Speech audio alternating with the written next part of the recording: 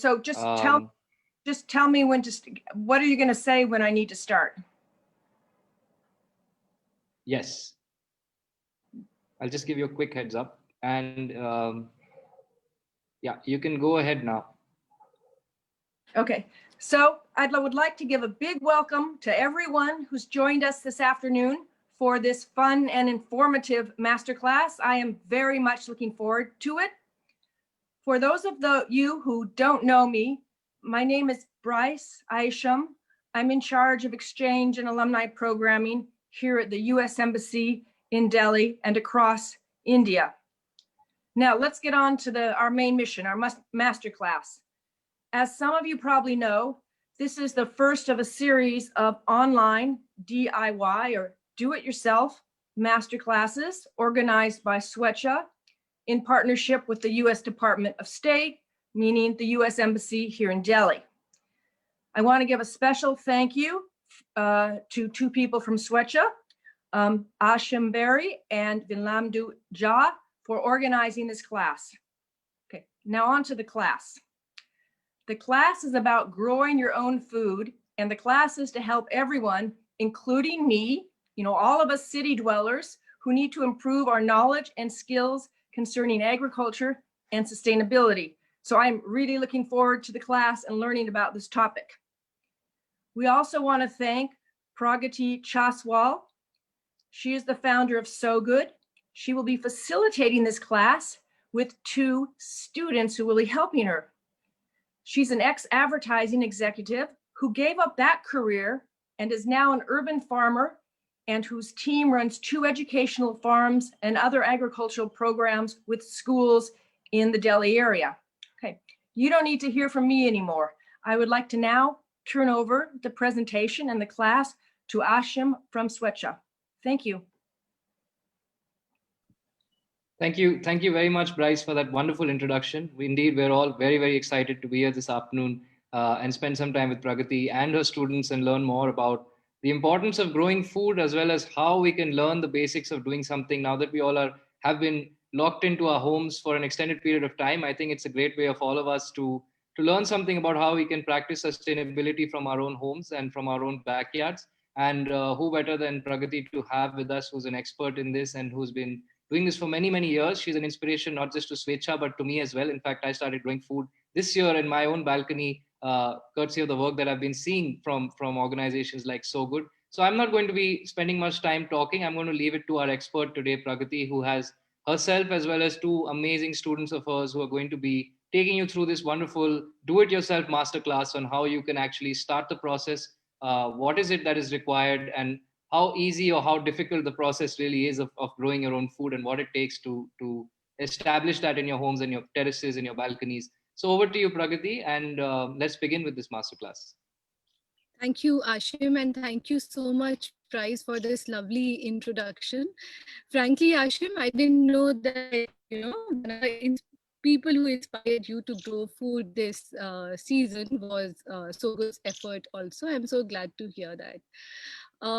Just to begin this, I would like to give a brief introduction about the work we do and the organization we are a part of. But before I go further in talking about the work we do, I would like to introduce you to 2 of my students.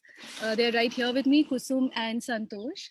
Kusum and Santosh are grade 11 students with Kendriya Vidyalaya and Sarvodaya Kanya Vidyalaya.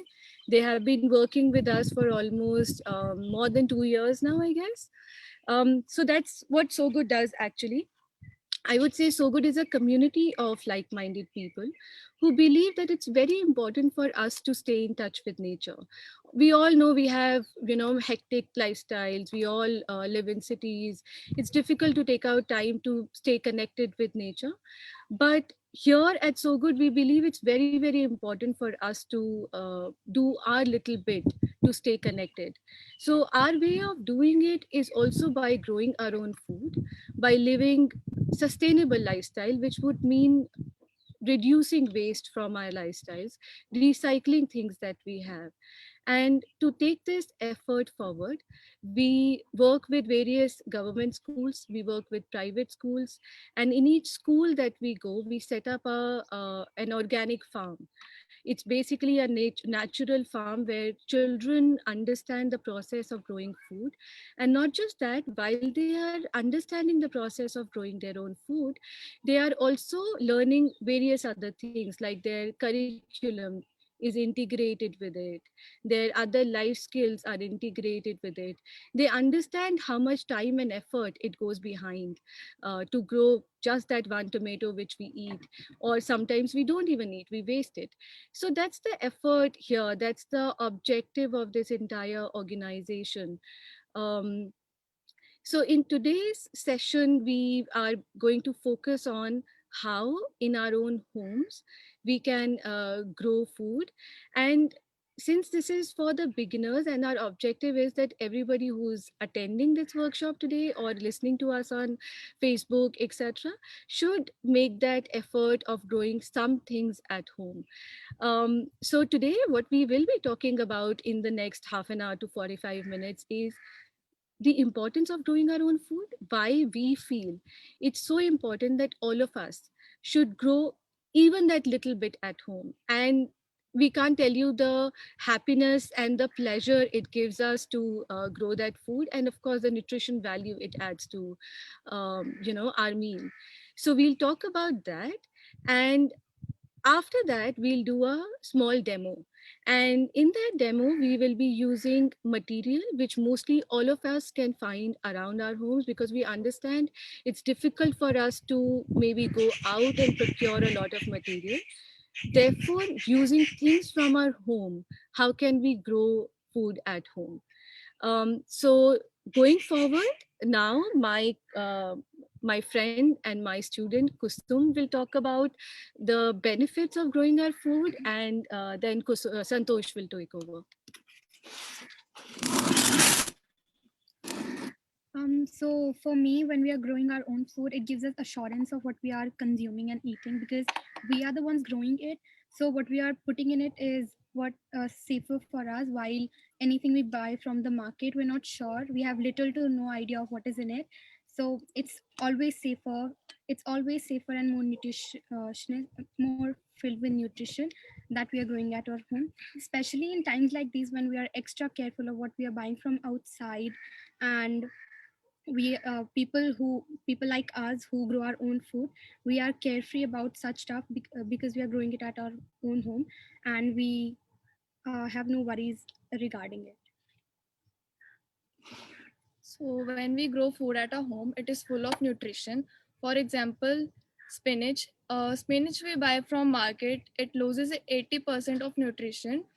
But the palak spinach we grow at our home is full of nutrition. And Do you also want to talk about how within 24 hours of harvesting the spinach loses its nutrition value? yeah, so when we harvest spinach, so by the time it reaches to market, and from market it reaches to us, by the time it take to reach us and the marketplace, it loses it 80% nutrition by that time. But the spinach we are growing at our home is full of nutrition because we are growing it in front of us, and it depends on us whenever we want to eat it, we can harvest at that time. That's a beautiful point, Santosh. Thank you. We just talked about the health benefits of it, but there is much more to it. For example, I've grown a lot personally. For me, it would be whenever I'm working in my khet, I feel I'm at peace and I'm more calmer than usual.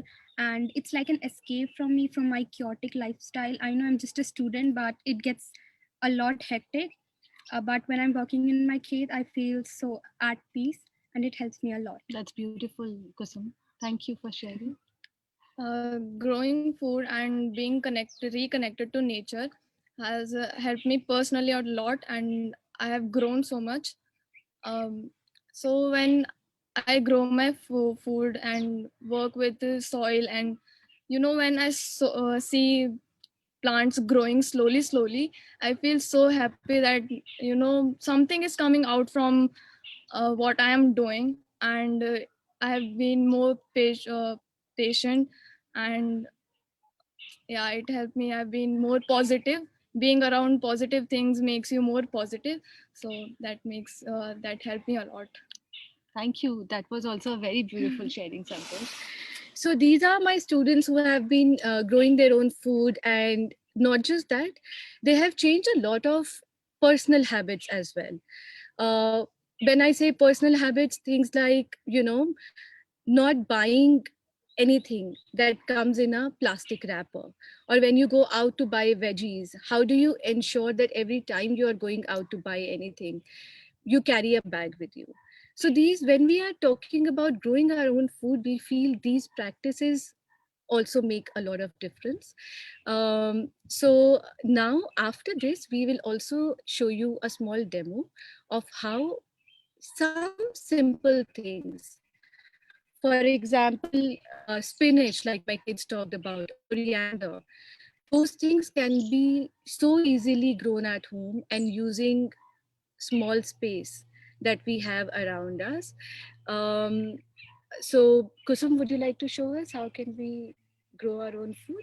Just give us a second. We'll just do a little bit of setup so that everything that we have here is visible to you all.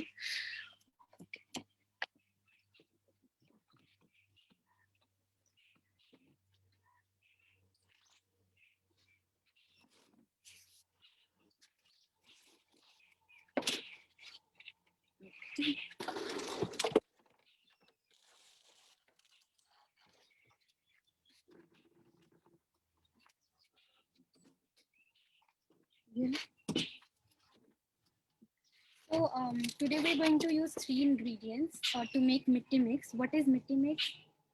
Mitti mix is a mixture of soil, coco peat, and compost.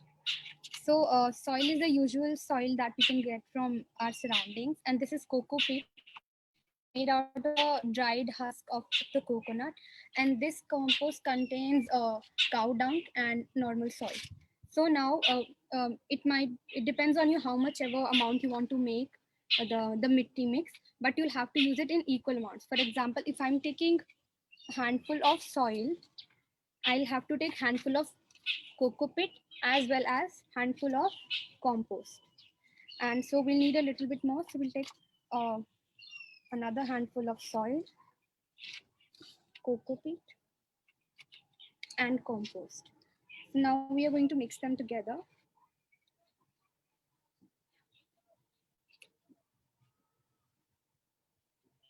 So for vertical gardening, we can use planters like this. It is made out of bamboo, and so in this we'll be growing coriander in this. So now we'll fill it with the soil.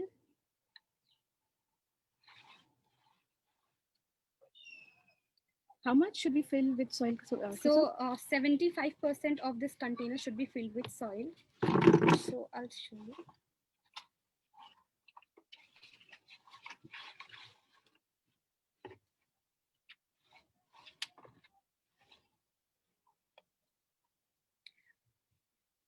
So as you can see, it is filled with 75% of soil in it. So you can find coriander seeds in your at your house in kitchen. kitchen. So how do we sow it? So we'll simply sprinkle it over the soil. So I'll just sprinkle these seeds in the planter.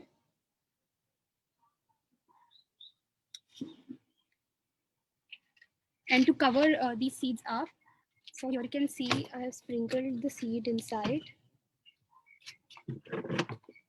So now I'll cover it up with a layer of the soil. And pat it a little. And tap it a little. You don't have to use a lot of pressure for it. And then for watering it, we'll just sprinkle it over, because some seeds, the seeds might just, by using a lot of pressure, the seeds will just go from here, and some might not Seeds even can grow. get spoiled also if And you they put a can lot get of water. spoiled as well. So I'll just sprinkle some water.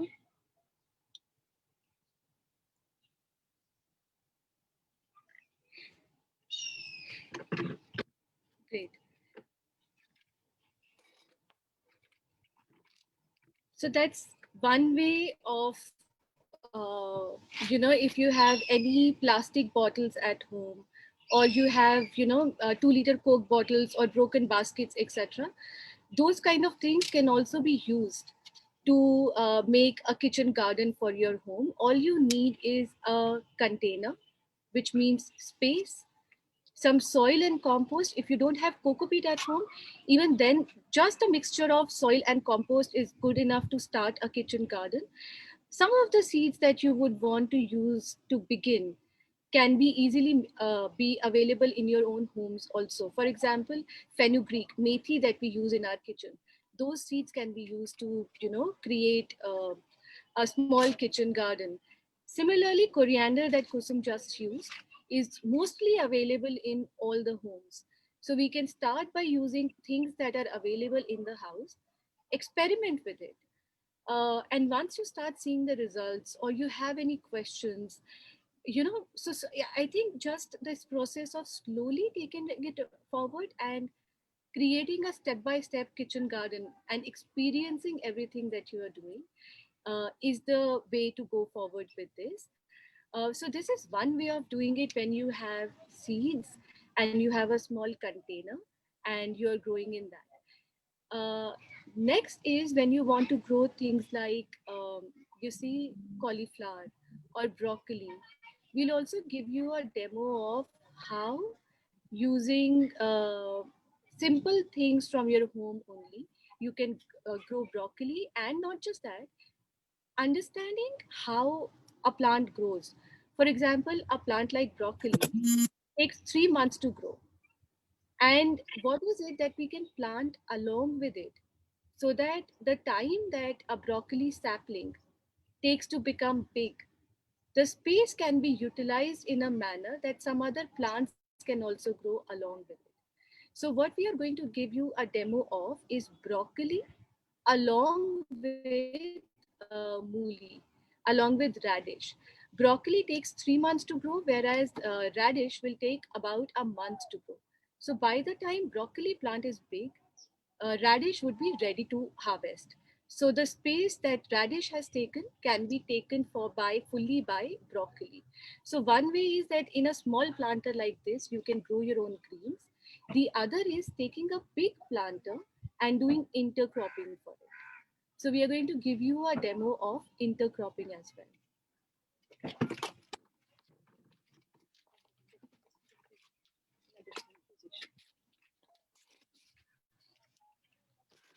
Is it visible?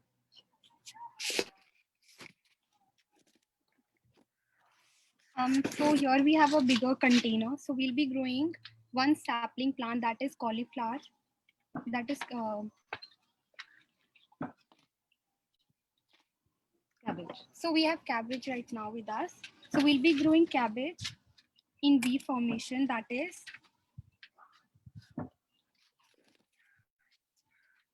So we'll be growing it in V formation. One here.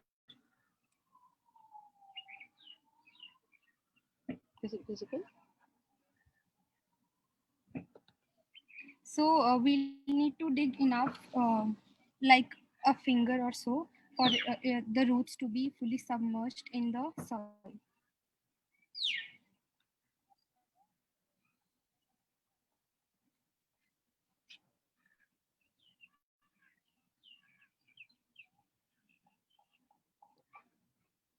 So as you can see, we've grown it in a V formation, 3 plants of cabbage.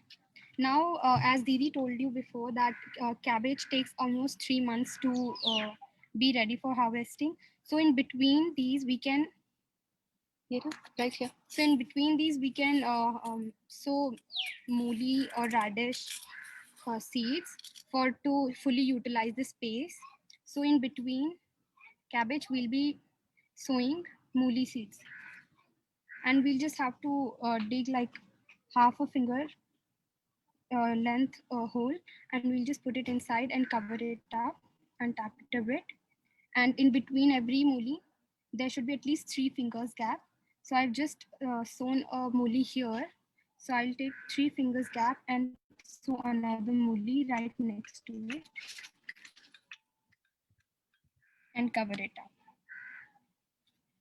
and another muli. Wherever you can find space and it is not coming in between of the other plants, you can sow it there as well. Okay. Do you want to complete the entire planter Yes, we'll and just, show us how will it look? so another V formation here.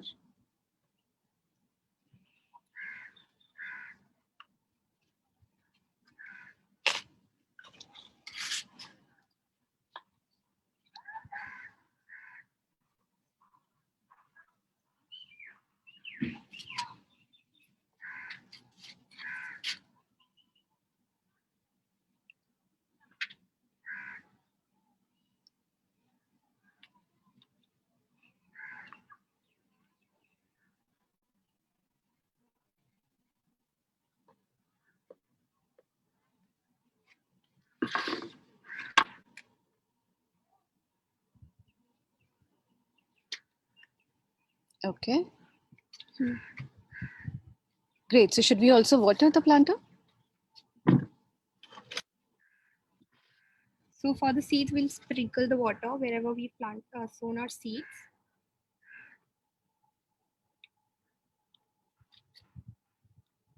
And then just water our sapling.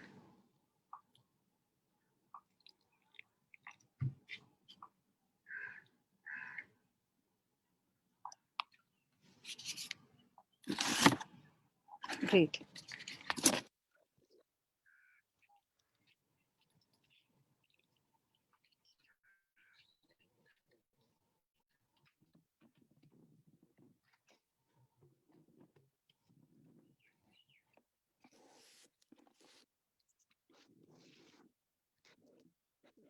So now let's go back to the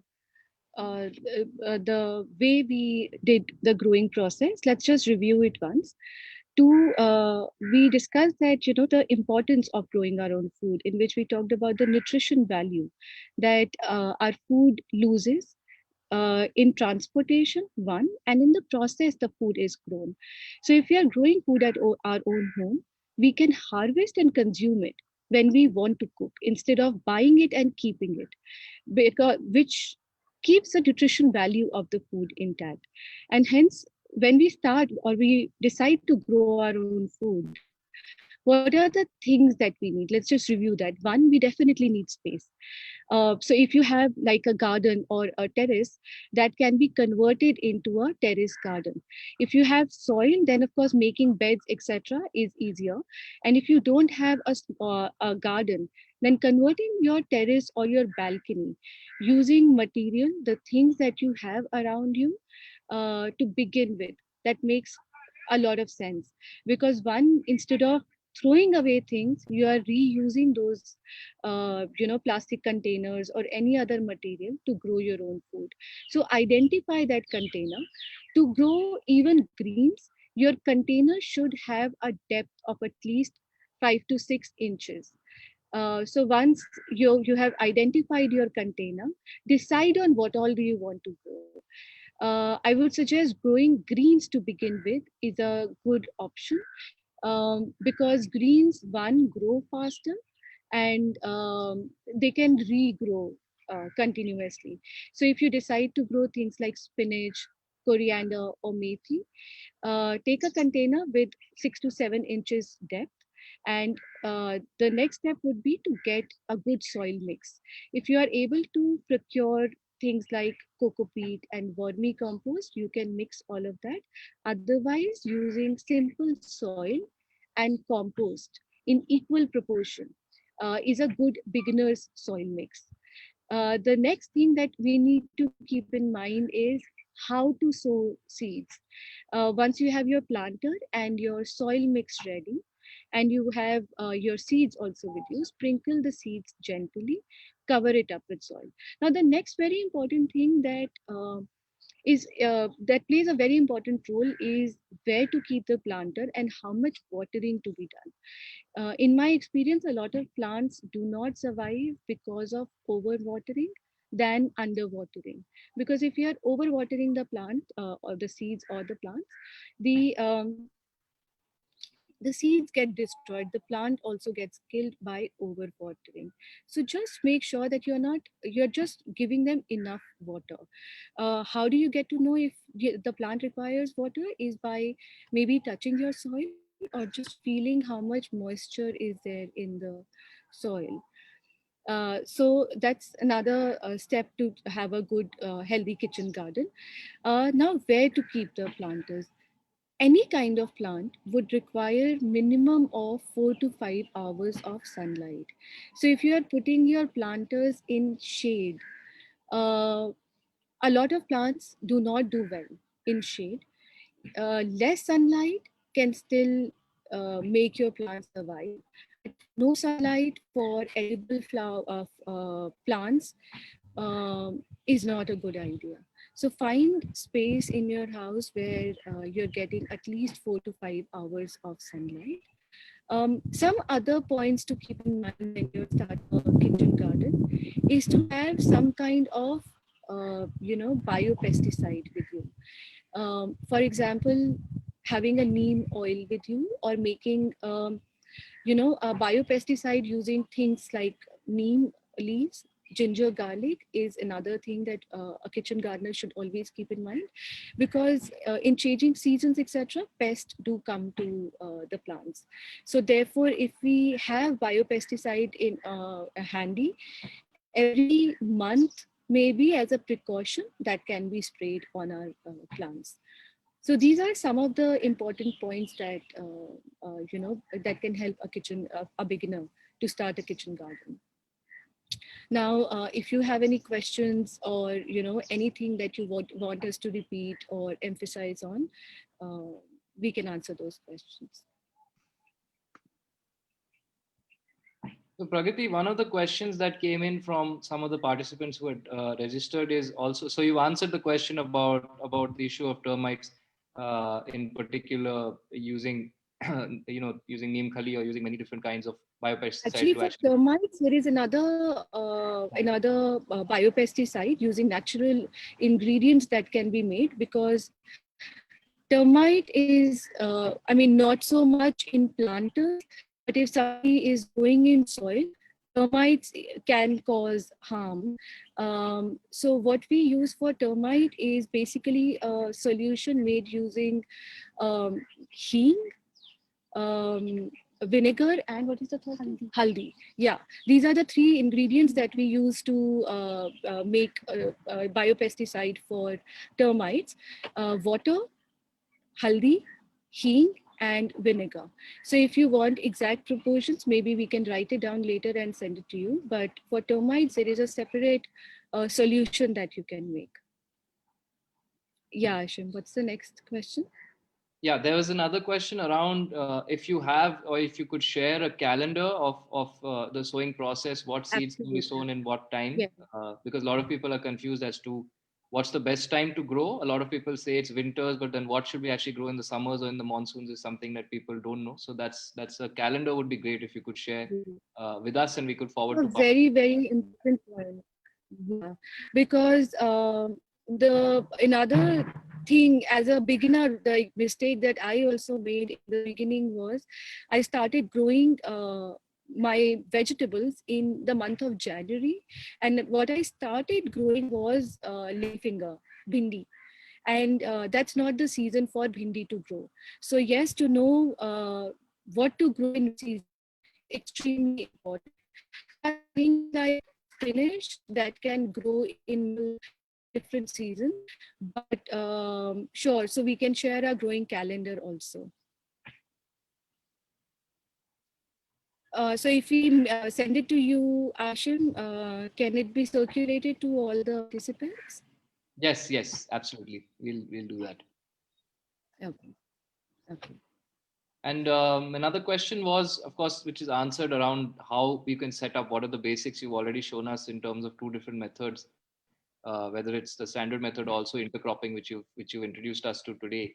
A lot of people are also curious as to what other materials could you suggest. So one, you mentioned, of course, old plastic bottles or anything within the house. So if you could suggest smaller materials, and if you could also speak there were some people who were curious about microgreens. And I've been seeing a lot of work that you Yeah. all have been doing and doing workshops with students around microgreens. So that would be something, if you could, I'm not sure if you've already spoken about it as yet. I lost you in the middle. My internet connection is a little unstable. But Uh, okay. yeah. No, we did not talk about microgreens per se. We did talk about the other material that can be used. In today's session, we mainly focused on things, planters that one can find at home or around. But, there are different plants that require different kind of planters depending on the space and depth needed. So there are multiple kinds of planters that are available in the market. For example, our traditional mitti ke gamle is one kind of planter. But traditionally what we have been doing is in one planter, we grow one plant. Like we just gave you a demo of how intercropping helps utilize space. Similarly, if we are using a mitti ka gamla and we want to plant something like a tomato in that, then around our tomato plant, we can also grow, things like onion or garlic saplings. So if we do that kind of intercropping, it also helps reduce pest in our plant. So these are called companion plants. If so gamla, you take any kind of gamla, you put a tomato plant in that, and around it you put garlic. And garlic can be the garlic that's available at home, just don't peel it. Around it grow garlic. Other kind of planters that are available is we make bamboo planters, which are made to order. So if you have a space where you want to grow more, you can take those kind of bamboo planters also. Then there are multiple different kinds of ceramic planters also available. Those are also good options to grow things at home. So we are talking about DIY planters, which are mostly things like broken buckets, broken tub, upcycling your, bottles, etc., to grow food. Then you can get various other options that are available in the market. For example, mitti ka gamla. You can take bamboo planters, which look very beautiful, and they are a good growing option also because of the depth it has, the space it has. And whenever you're growing, do think of the space which a planter has to give you and how best we can use that space to grow different vegetables together. So one of the simplest example is growing onion and garlic along with most of your plants, because one, they use less space, and two, they work as a good companion plant in controlling pest for your plants. So these are the other options. And to talk about microgreens, now microgreens is another kind of planting that you can do at home. My student Santosh just talked about nutrition value of a plant. Microgreens are what we call, nutrition punch, because how you grow microgreens, method itself talks about how much nutrition that kind of planting has. To grow microgreens, you can take any kind of, again, a planter from your home with 3 to 4 inches depth. You use any kind of seeds, even your pulses that you have at home, and it's basically you sprinkle a lot of seeds together and cover it with soil, and within 7 to 10 days of growing these seeds, when you see sprouting happening and when your plants is about 4 to 5 inches tall, they are ready to be harvested. Now what happens in microgreens is that seed that you put in your soil has life inside it, and the life force is the strongest when they have just sprouted. So the amount of energy that the main plant has, that little sprout has much more energy and nutrition in it. So when we consume microgreens at that stage, when they are 4 to 5 inches high tall, they have all the nutrition packed inside it. So if we can start consuming microgreens on a daily basis, our nutrition, the nutrition supplement that we need, our body needs, can be taken care of. And like in the beginning, we were talking about, how in these times, everybody is talking about immunity, etc. Microgreens actually work as a very, very good alternate to that. And different kinds of seeds offer different kind of nutrition value. Let's talk about wheat. Wheat is full of vitamin E. So if we are planting wheat seeds and we are consuming it as microgreens, that gives us, that takes care of vitamin E supply for our body. Similarly, radish, coriander, all these seeds have different kind of nutrition value. If you want, we can share the nutrition chart that each grain, each seed offers. And sure, that's how you can grow microgreens at home. Had I known it, we could have done a microgreens demo also right here for you. Are there any other questions, Ashim? Or any So other I points you had want us a to very talk good about? question. Not from the participants, but I had another question that I would also like to ask in terms of. So when we speak of ratio of in terms of the soilless medium and the soil that you were using for all participants, I think maybe the video got a little unclear, but I'm sure they were able to hear that there was coco peat, there was compost, and there was soil as well. So is there a standard ratio that Yes. you use for all veggies, or is that dependent on the different kinds of vegetables that you're growing? Does it change with everything, or the container size, or how does that work? How does the ratio usually work? No. So how it works is that the ratio should remain the same for all kinds of plants. What we had used right now is equal proportion. The things that we can use are soil for sure. If you don't want to use soil or you don't have access to soil and you want to add coco peat instead of soil, that's definitely an alternate. What we do normally is we take equal proportion of coco peat, soil and compost. For today's session, we have used normal compost as demo, but we can also add vermicompost or things like perlite, etc., also to our soil mix. So it's soil mix actually plays a very important role, because if your soil is healthy, if your soil has nutrition, it gives that to your plant, and your seed sprouting and the growth of your plant gets affected. Another very important thing that all the home gardeners, especially all of us who are using planters to grow and we don't have access to land, is on what regularity should we add nutrition to our soil. So we know that when we are growing in planters, soil is not getting any, we are not getting any nutrition from the ground. Therefore, we have to give nutrition on top of the soil, which means that when our plants grow, how much top layer of the soil can we add to? How much nutrition on the top layer can we add? Now, there are multiple ways of doing it. One is that we can start making compost at home, which is again a very beautiful experience, which actually completes our kitchen garden. So any kind of green that we are using at home, the green waste can be used to make compost. And again, that can go back to our soil. But till the time we don't start composting, things like banana peels, things like eggshells can directly go on top of our soil, and they can add nutrition to our soil on a very, very regular basis. So as I said that, adding nutrition to our existing soil mix on a regular basis is also very important. Things that we can use from our kitchen to add nutrition to our soil mix is banana peels. We can add eggshells to it.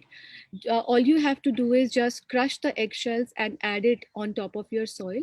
And when you add water to it, the nutrition will anyway go in the soil. It gets mixed in the soil.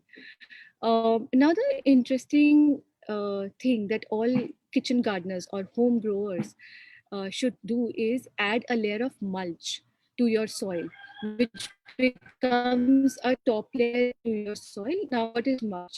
In very, very simple terms, mulch is any kind of dried organic matter, like leaves, like even cocoa peat, that can cover the top of your soil. So what that helps doing is, let's say you have this as your soil. This is the top of your soil. Especially in summers, you will see that the water evaporates very quickly. So when you cover your soil with a layer of mulch, be it dried leaves or cocoa peat, or sometimes people even use cut cardboard pieces into cardboard into small pieces and cover your soil with that. What that helps in doing is it reduces evaporation. So your soil stays moist for longer period of time, and over a period of time, this mulch that you're adding also adds nutrition to your soil by giving becoming manure for your soil. So these are some of the things that help our soil stay alive. So what I just said, I'll repeat it. Once your soil mix is ready, you think like simple garden soil, cocoa peat, compost. I like to add vermicompost also to the soil because of the connection it adds to the soil. Once you have used that soil, it's very important to give regular nutrition to your soil. By regular nutrition, I mean at least on a monthly basis, we should add nutrition, because when we are planting in planters, we don't get nutrition directly from the ground. So it becomes important for us to add nutrition from the top. How can we do it? One, if we are doing composting at home, that's a beautiful way to provide nutrition to our soil. It's like a full cycle that we are doing. Second, observe things around your kitchen. Things like banana peels, things like eggshells can directly go into your soil, and they provide very good nutrition to the top layer of your soil. Next, we talked about mulching. Mulching is a very, very beautiful thing for the soil. Whenever you are growing something, cover your soil with a layer of dried leaves or cocoa peat, or things like chopped up cardboard, or even if you have anywhere woodwork going on, the shavings of wood also work as mulch. How that will help your soil is, one, it will slow down the evaporation process. Two, it will add nutrition to your soil. So these are some of the things that any home gardeners should keep in mind for a healthy soil and a good harvest. So yeah, those are some of the other points. Yeah, thank you so much, Pragati, for that very, very insightful knowledge that you're giving, the content that you're giving around these home remedies also that we can use um, for our garden, which of course becomes very important because you're inculcating a lot of stuff that's already at home within the space itself. Yeah. So I don't have any further questions, and I think the participants who were part of the session, and also those who are watching from Facebook, in fact, all, if not more, of the queries have been addressed through this session. So we'd like to thank you on behalf of Swechha and on behalf of the US Embassy also for taking time out, being at your farm, and of course you and both your students for spending this time and teaching us something that's very, very needed. I would say it's the need of the hour for all of us to start doing this from home. It's not very difficult for all of us to do it. It's important that we just take that first step, and we have a lot of experts like you all who can guide us along this way. And for everyone who's listening in, I would also highly recommend that you go and visit Pragati's farm. If you want to talk about Anandgram a little bit, you could, because that's a new space that you all have opened up, and I'm yet to Sure. go there as well, and I hopefully in the new year I'll go and see the space as well. But I've been to the old farm, and it was quite an experience to actually see how it's completely run by students that work with Pragati. So that's one of the most interesting things as an educator, someone who works with students. I get very fascinated by something like that, to see that students who are, that sense of ownership that's come while growing their food and also while taking care of the farm. So she's doing some incredible work with her team, and do check out her farm whenever you get the time to actually go and see what's happening. And and maybe learn more practically on the ground rather than through a Zoom call or through Facebook. So Pragati, if you want to just end by speaking a little That's bit a great about, thought, Ashish. yeah. Yeah. I mean, just to give a little bit about information about the farm that we have, we are right here at our farm today. So what you see here is all what we call mini khates. Each mini khate is managed by an individual child. So Kusum, Santosh, and all our other kids have been given one mini khate. So the question that you had about what to grow when is something that our children start their mini khate planning by thinking about. So it's also important that for children it's very important to understand seasonality, so they understand which kind of fruit or vegetable can grow in which season and how do you grow it.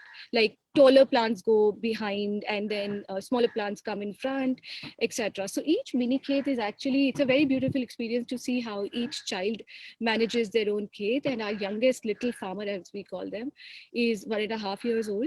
So, and it's just an amazing experience. So all of you are invited and welcome to visit our farm whenever you want. Sure. Yeah.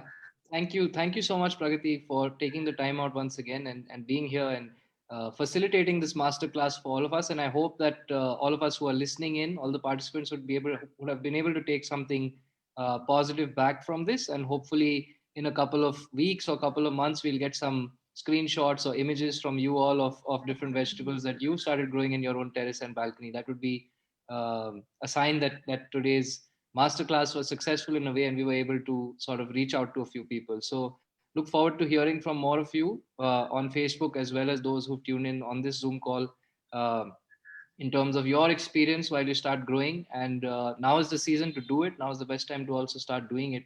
So you can start from home. And as Pragati said, it's a lot of stuff is already with you at home that you can use to just start this process. So we look forward to hearing from all of you as well in the coming months. Thank you once again, Pragati. Thank you, Bryce. And thank you to the US Embassy for allowing us to facilitate this and supporting us in this project. And we look forward to bringing more masterclasses on many different themes around building community resilience and sustainability, promoting the idea of sustainability in times of COVID and beyond, while we all stay, at least for now, locked in our homes. Um, so yeah, look forward to bringing you more of these podcasts and masterclasses on these different themes. And you can check out more of the stuff that we have on our YouTube page or on our Facebook page, and also do try and visit the farm, as I said, and do also check out the work that So Good is doing. So yeah, thank you all so much for being a part of today. Thank you.